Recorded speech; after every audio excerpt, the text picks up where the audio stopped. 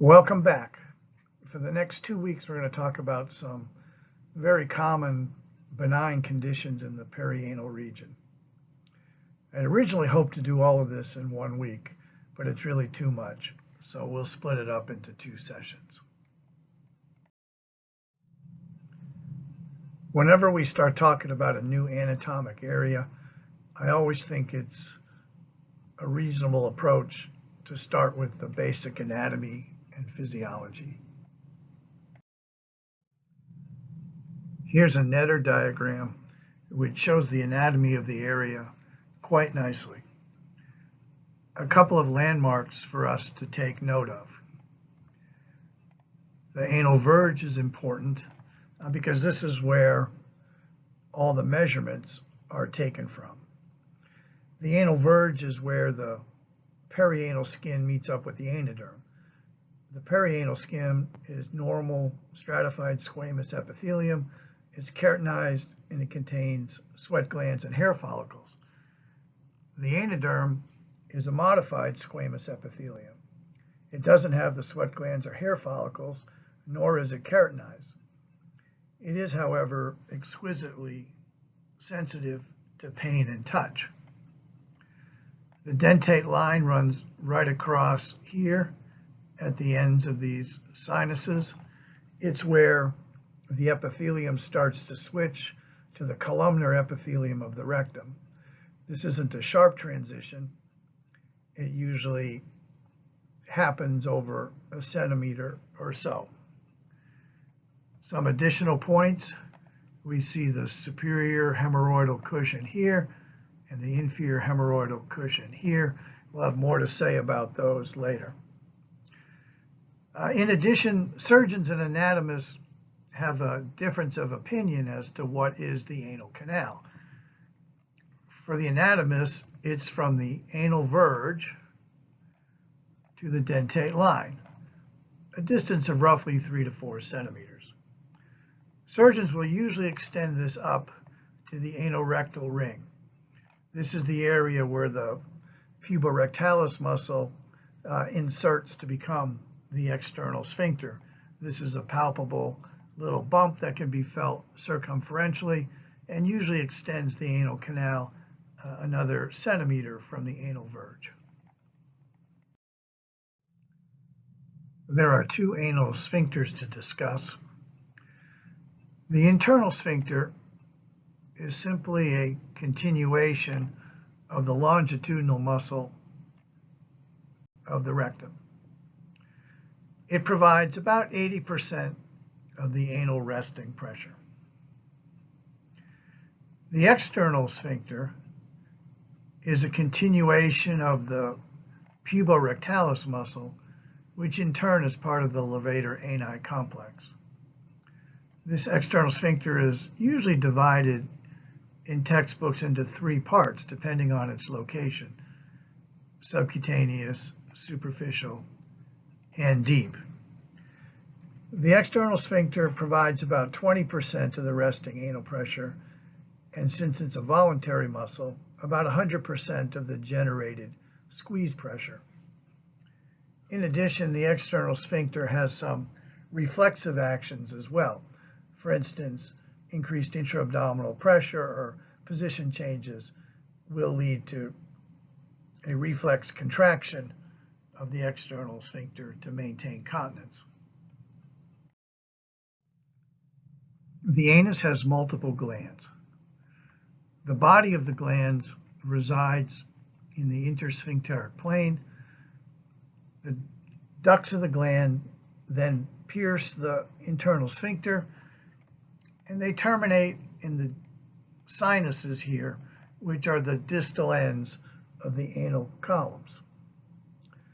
We'll have more to say about these glands when we discuss abscesses and fistulas, but for now, suffice it to say that it's obstruction of one of these anal sinuses that ultimately leads to perianal or perirectal abscesses. The physiology of continence is complicated, and both the anus and the rectum have roles to play here. The primary mechanism of continence is that there's a large pressure difference between the rectum and the anal canal. The rectum has about 10 millimeters of mercury of pressure and the anal canal about 90. It's the resting pressure of the anal sphincters that's responsible for this large pressure difference. In addition, the puborectalis muscle here forms a sling at the anorectal junction, and when it's contracted, it basically creates a flap valve of around 80 degrees. When it's time to defecate, this muscle can be voluntarily relaxed, and this straightens that angle out. As far as the rectum goes, there needs to be adequate capacity, and there needs to be normal compliance. So patients who've had rectal resections or rectal irradiation often can have issues with continence as well, even if the anal sphincter pressures are reasonably normal. The second job of the anal sphincters is to allow defecation when the time is right. The way the system works is that when peristalsis moves the fecal mass into the rectum, the internal sphincter relaxes, and this allows the rectal contents to then reach the anal canal. The external sphincter, however, contracts and will remain contracted until we voluntarily relax it. Once the contents are in the anal canal, the anal mucosa can determine what's there. It can tell whether there's air, liquid, or solid. If it's socially acceptable to defecate, then the external sphincter is voluntarily relaxed. However, we have some remarkable control over this external sphincter, and we can selectively relax it, which allows us to pass flatus, but not stool. Okay, let's talk about rectal prolapse first. Although this is not strictly a problem that results from perianal pathology, it does present as an anal protrusion, and some of the repairs for this are from a perianal approach, so it seems reasonable to discuss this here. By far, the most common patient to develop rectal prolapse is an elderly woman, often in a nursing home. There are multiple anatomic factors that are associated with rectal prolapse. Almost all of these patients will have a very redundant sigmoid colon. Some are suggested to have a deep pouch of Douglas. On physical exam, they will have a very patulous anus, and there's usually lack of fixation of the rectum to the sacrum. Some people think that this is a problem of intussusception, although almost never is a specific lead point identified. The chief complaint of most patients will be the protruding rectum. This might be a permanent feature, or sometimes the protrusion is reducible and will only pop out when the patient is straining. Many of these patients have a history of chronic constipation, and the majority are incontinent. For a patient who has a chronically prolapsed rectum, the mucosa can be a source of blood loss if it becomes ulcerated. Rectal exam will almost always reveal a very dilated anus with poor to non-existent sphincter tone. Additional pelvic floor pathology is pretty common and must be searched for as well. This might consist of a cystocele or a prolapsing uterus. The diagnosis of rectal prolapse is usually quite obvious with just observation. However, there are some patients who give a history of a reducible prolapse or even an occult prolapse, and the prolapse can be provoked by having the patient sit on the toilet and strain down. Once the diagnosis is secure, there's some additional tests to be considered. The occasional patient will have a lead point serving as an intussusception. A large villus adenoma, for instance, could do this. And so a proctoscopy is a useful study. All these patients should have a full colonoscopy as well to look for additional colon pathology. Anal manometry isn't typically necessary, primarily because the results rarely will influence surgical decision-making. Occasionally, defecography can be a valuable study, especially in patients with pelvic floor disorders. This can certainly help plan a complicated multidisciplinary repair. The one condition that could potentially be mistaken for prolapsed rectum is prolapsed hemorrhoids. Usually careful observation will solve this dilemma for you. A prolapsed rectum typically has these circumferential folds all the way around, where a prolapsed rectum will not have that and tends to have radial folds. Surgery is the only treatment for rectal prolapse. The first decision that you will have to make is, should this patient be managed from the perineal approach or from an abdominal approach? In general, the perineal approach is used for patients who cannot tolerate a general anesthetic. Since many patients with rectal prolapse are older, debilitated with multiple comorbidities, this turns out to be a lot of our patients with this problem. The downside to the perineal approach is that it has a higher recurrence rate. So if you have a somewhat healthier patient and perhaps younger with a longer life expectancy, an abdominal approach may be better since it's associated with lower recurrence rates. But one thing to keep in mind as we go through some of these different procedures, there is clearly no gold standard approach in these patients. One of the original procedures done for rectal prolapse was the Thirsch procedure. Since on physical exam, one of the most obvious problems with these patients is that they have a very dilated and patulous anus. So this operation involves narrowing the anal canal. Originally, this operation was done with a silver wire, and eventually it was switched over to using mesh. As you might gather, if you tighten up the anal canal too much, you will get fecal impaction, and this is the most common issue. You can also have problems with mesh erosion and wound infections. I show this not because you'll ever do this operation, it's simply not done anymore, but it was an initial attempt to solve a problem before some of the other anatomic issues with rectal prolapse were more clearly elucidated. Let's talk about a few of the more common abdominal procedures first. The basic format to follow during these procedures will be to first mobilize the rectum completely. Then you'll need to make a decision about a sigmoidectomy. And lastly, you'll need some way to fix the rectum to the sacrum. The first operation we'll consider is a low anterior resection with a rectopexy.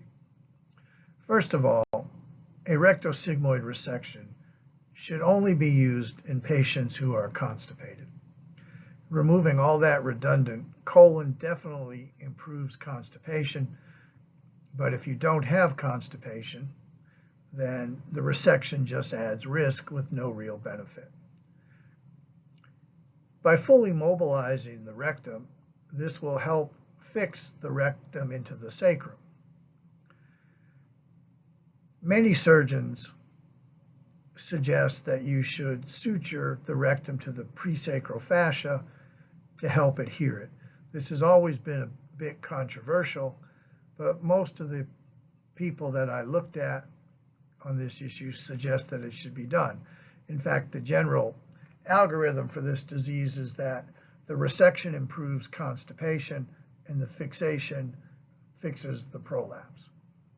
Of course, the major issue here is an anastomotic leak in a patient who is already at pretty high risk for this problem.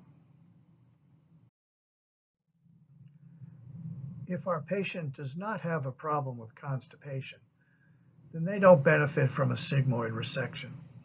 So these are patients who should just have a rectopexy. Basically, the rectum is reduced out of the pelvis and then either sutured in place or wrapped with mesh to hold it to the sacrum.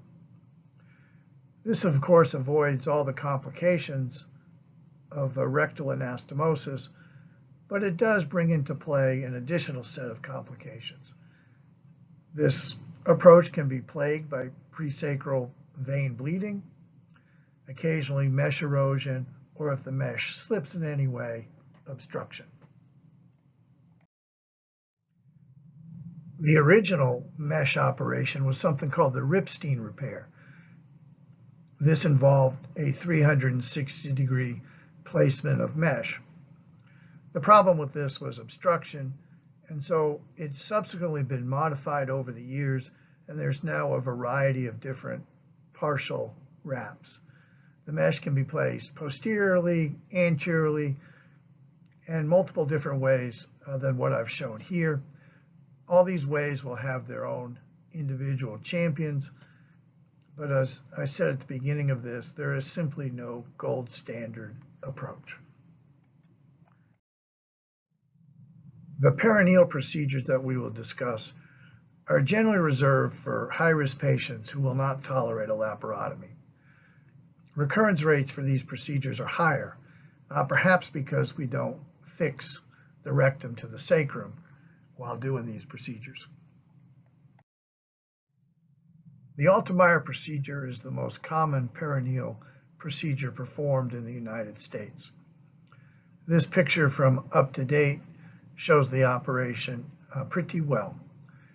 In general, you want to grab the prolapse rectum with an Alice clamp to make sure that you have fully mobilized this segment. Most surgeons will inject the area with an epinephrine-based solution to help control bleeding. And what you have basically is an intussuscepted segment, so you have two full thicknesses of rectum here. We want to circumferentially divide the outer segment with the electrocautery. This allows us to then unfold that segment. You basically pull it back, and your 3 to 4 centimeter segment of rectum is now 6 to 8 centimeters. From here, you need to take down the mesorectum sequentially between clamps, and then after that's done, you're going to divide that redundant rectum with the cautery as well. The last step is making a coloanal anastomosis to just above the dentate line. Some surgeons will also plicate the levator muscles anteriorly to try to provide a little additional support. The Delorme procedure is an alternative perineal operation that enjoys much more popularity in Europe than the United States. It's generally reserved for short segment prolapses, and the important point is this is not a full thickness resection. The Altemeyer procedure, we started off by fully dividing that first layer of rectum. In the Delorme procedure, all we do is we resect the redundant mucosa and submucosa, and that's the layer that we sort of unfold. This is then resected, and the muscle layers are then plicated, and a coloanal anastomosis is then performed. I fully confess to never having seen or done this procedure at all, and probably never will. Before we move on to talking about hemorrhoids, let's sum up rectal prolapse. First, it's not a common problem, And so no general surgeon is going to amass a large series here. So no one's dealing from a wealth of experience. If there's a patient in your office with this problem, the first decision you're going to have to make is whether they should have a perineal approach or an abdominal approach. If they're high risk, the perineal approach is probably safer. If they're good risk and they have constipation as a major complaint, then they need a low anterior resection with most likely a rectopexy. If they don't have constipation, then they need some sort of rectopexy. Now keep in mind, these are elective cases. And so if you think the patient needs a perineal operation, but you've never done an Altemeyer procedure, then your best course of action is to refer this patient on. Every big city has doctors who are interested in pelvic floor pathology, and you simply need to know who that surgeon is and get him in the right hands. These are not emergencies, so if you've never done a procedure, don't try to invent the wheel. While rectal prolapse is an uncommon problem, hemorrhoids, on the other hand, are extremely common, and this is something every general surgeon is going to have to deal with during their professional career. So let's try to figure out what hemorrhoids actually are. First of all, we have these normal anatomic cushions located in the anal canal. They are basically consisting of dilated arteriovenous channels and connective tissue. And they're located in the left lateral, right anterior, and right posterior positions. When you strain down, these cushions fill up with blood. And the thought is that these cushions protect the anal canal from injury during defecation and may also aid in maintaining continence as well. When we talk about hemorrhoids, we're simply referring to the abnormal enlargement of these naturally occurring cushions. It isn't terribly clear what causes these normal anatomic cushions to become pathologically enlarged. Some of the working hypotheses are listed here. Clearly, chronic constipation and straining have been implicated. Hemorrhoids are pretty common in pregnancy, and this can be seen to be related to venous outflow obstruction. Once the baby's delivered, the hemorrhoids often resolve.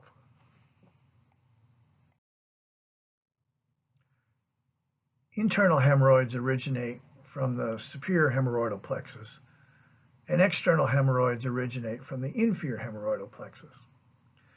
As it turns out, these two plexuses intercommunicate with each other, and so mixed hemorrhoids are actually very common. A couple of other points to keep in mind. Since internal hemorrhoids originate above the dentate line, they will be insensate. External hemorrhoids, on the other hand, are covered by anoderm and perianal skin, and they are exquisitely sensitive to pain. The most common presentation of hemorrhoids is painless bright red bleeding after a bowel movement. The blood may be noticed on the toilet paper or in the toilet bowl. Other presentations are of itching and poor hygiene, as you can see in this picture of a patient with prolapsed hemorrhoids. Keeping this area clean would be a major challenge. Anoscopy is a much better test for diagnosing hemorrhoids than colonoscopy. However, some patients should be referred for a colonoscopy. Any patient who is anemic or any patient who has significant risk factors for colon cancer, or a patient who's just due for routine screening, all these patients should have a screening colonoscopy in addition to an anoscopy. Lastly, many patients have hemorrhoids, but if their hemorrhoidal disease is not very impressive and doesn't explain the bleeding that the patient is complaining of, then this patient should have a colonoscopy as well. Many patients are referred too late for a colonoscopy because their bleeding is attributed to hemorrhoidal disease. The fact is, colon cancer and hemorrhoids can easily coexist. Internal hemorrhoids can be classified, and this classification system is useful because it does help guide management. First-degree hemorrhoids are quite common throughout the population and are usually just curiosities noticed on screening colonoscopy. Second-degree hemorrhoids are hemorrhoids that prolapse when you strain, but they spontaneously reduce. Third-degree hemorrhoids are prolapsing hemorrhoids, and they have to be manually pushed back in. And fourth-degree hemorrhoids are prolapse hemorrhoids that are irreducible. Here we have a thrombosed external hemorrhoid. These are just exquisitely painful. The best treatment for this is an excision as opposed to a clot evacuation. Although it is possible to do this in the emergency room or even in your office, my personal preference is to do this in the operating room. This area is exquisitely tender, and injecting local in an unanesthetized patient is really not very humane, in my opinion. The greatest majority of patients with grade 2 and grade 3 hemorrhoids are managed medically. The usual medical recommendations are based on the idea of reducing constipation and straining. So we'll usually recommend fiber supplements and a stool softener like Colace. However, many patients simply treat themselves. Next time you're in a drugstore, take a walk down the aisle dedicated to hemorrhoidal disease. It's really quite amazing the amount of shelf space that's reserved for this problem. For symptomatic patients who have failed the medical management of straining and constipation, there are a wealth of procedures to potentially choose from. We're certainly not going to go over all of them, but we'll touch upon some of the more common ones.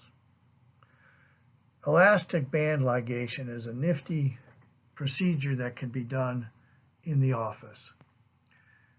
You need to have this special ligating device where you can attach 2 rubber bands to it, and then you move this into position over the hemorrhoid, grasp the hemorrhoid with a kind of a glorified Alice clamp, stretch it out, and then fire the device so these rubber bands end up at the base of the hemorrhoid. What these rubber bands do is cause thrombosis of the hemorrhoid and eventually allowing it to slough away. The major caveat of this procedure is that this has to be an internal hemorrhoid only. If this is a mixed hemorrhoid and you fire this device and you capture some anoderm in these rubber bands, you are going to have an extraordinarily unhappy patient. They are going to be very, very uncomfortable. Fortunately, you'll know that right away, and they do make a handy little hook device so you can cut these rubber bands off right away. But certainly, prevention is better than the cure. Just make sure that these hemorrhoids originate above the dentate line. Another option for managing hemorrhoids is sclerotherapy. There are many different sclerosing agents available, but one that's readily available is 3% normal saline. In my opinion, the patients who are best served by this procedure are patients who are on anticoagulants or who are coagulopathic. In these patients, there's no need to stop the anticoagulants. You can just go ahead and do the procedure. The downside to this procedure is the recurrence rate is high. So who might one consider doing this in? Well, someone with portal hypertension is a consideration, or perhaps a patient who's on aspirin and Plavix and you feel like it's unsafe, or the cardiologist feels like it's unsafe to stop those drugs even for a short period of time. Maybe they have a fresh stent in place. So that would be, in my opinion, a really good patient to consider sclerotherapy. A surgical hemorrhoidectomy is generally reserved for the most complicated problems. These patients will usually have very bulky 3rd or 4th degree hemorrhoids. They may well be incarcerated or thrombosed or even potentially gangrenous. One decision you'll have to make is whether to do this as an open or closed procedure. That simply is describing what you do with the anoderm. This picture here is showing a closed procedure where after the hemorrhoidectomy has been done, the anoderm is closed. Although it's my preference to do this, it's not always possible.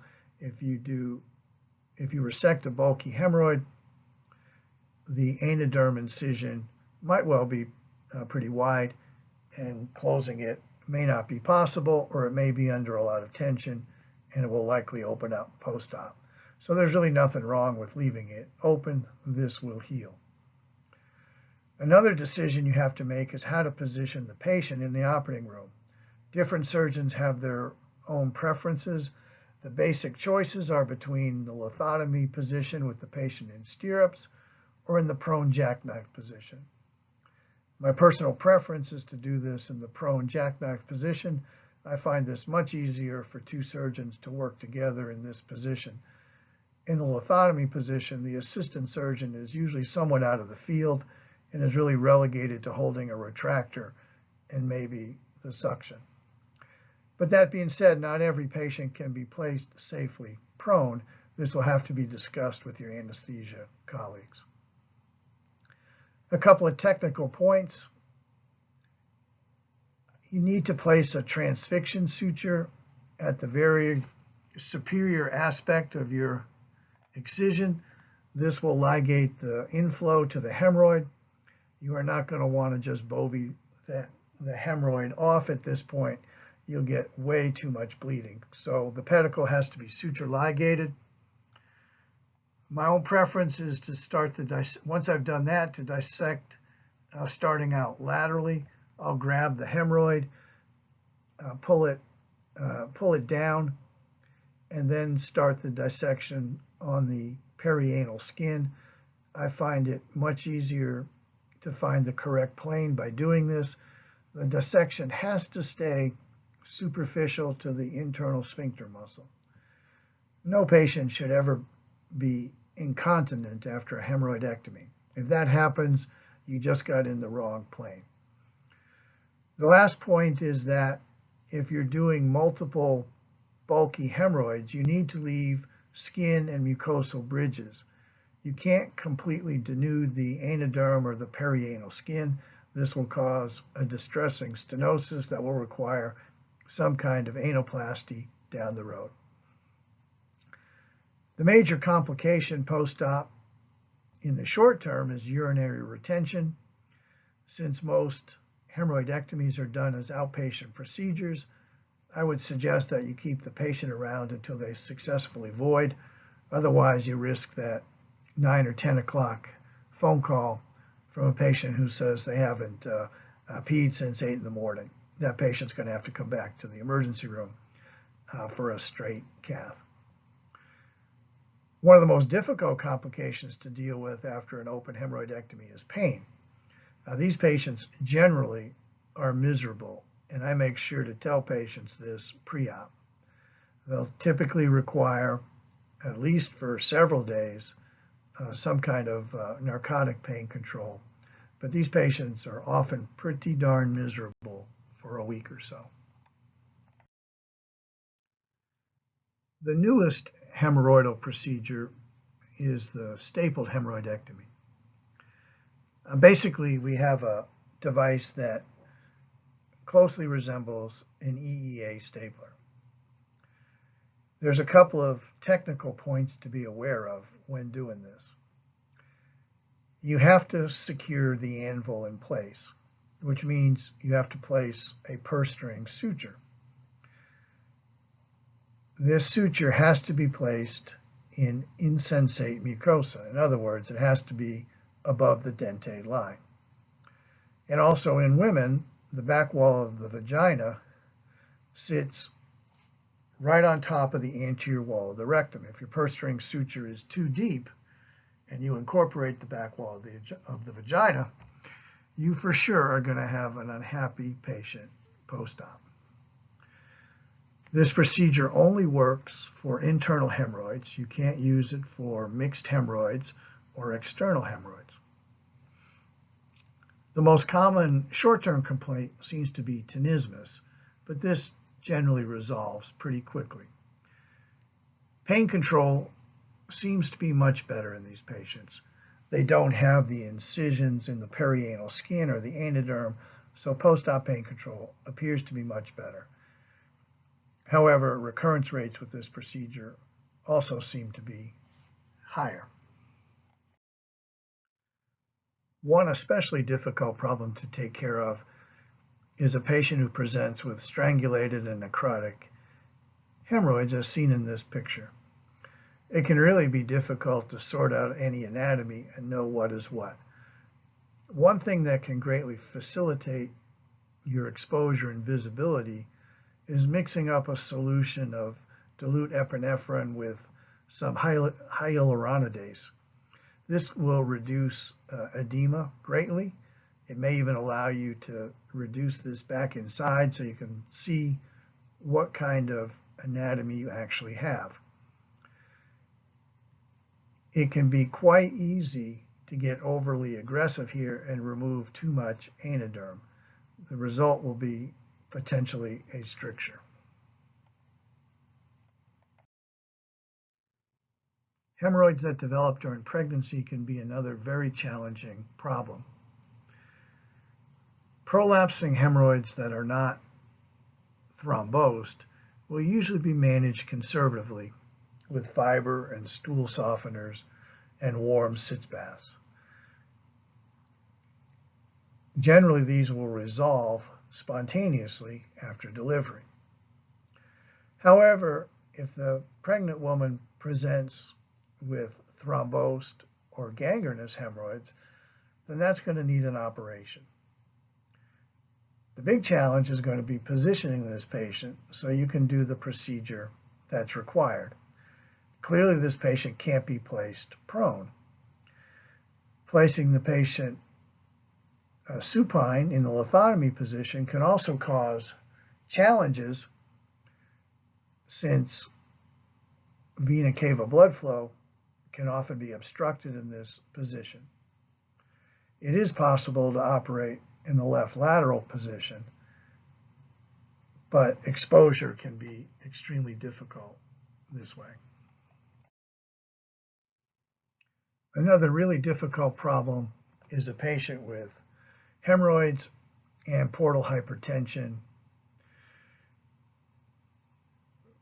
Hemorrhoids are really common in patients with portal hypertension, but fortunately rarely cause massive GI bleeding. But every once in a while it will, and these patients are extraordinarily difficult to handle. One can try to directly stop the bleeding with sclerotherapy or even direct suture ligation, but often these procedures will be unsuccessful. Ultimately, these patients need their portal pressures reduced. This might involve a TIPS procedure or even an old-fashioned portosystemic shunt. Here are my references. Once again, the up-to-date articles are particularly valuable, and they have some awfully good images as well. Okay, that's it for this week. Thanks for listening. Next week, we'll finish off the benign anal part of this course. We'll talk about abscesses, fistulas, and fissures.